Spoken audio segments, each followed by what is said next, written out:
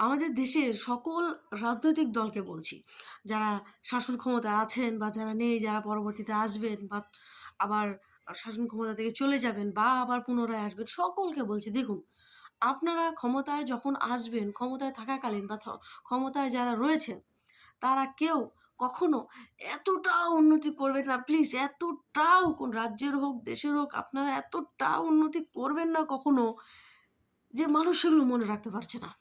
দেখুন সেগুলোর বেসিসে আপনাদের যে ভোট দেবে মানুষ, মানুষ সেগুলো মনে রাখতে পারছে না। সে লিস্টটা এত লম্বা হয়ে গেছে যে ১০টা ১২টা হলে পরে নরমালি লোক মনে রাখতে পারত।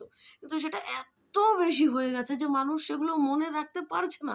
আপনাদেরকে উল্টো এত উন্নতি করার পর আবার টাকা খরচ করে, আবার টাকা পয়সা খরচ করার পরে আবার ঘুরে, ঘুরে মানুষকে সেগুলো মনে করাতে হচ্ছে। পাঁচালী গেয়ে হোক বা এটা ওটা যা খুশি করে হোক, বক্স দিয়ে হোক, গান বানিয়ে হোক, মনে করাতে হচ্ছে। কত লস হবে আপনাদের?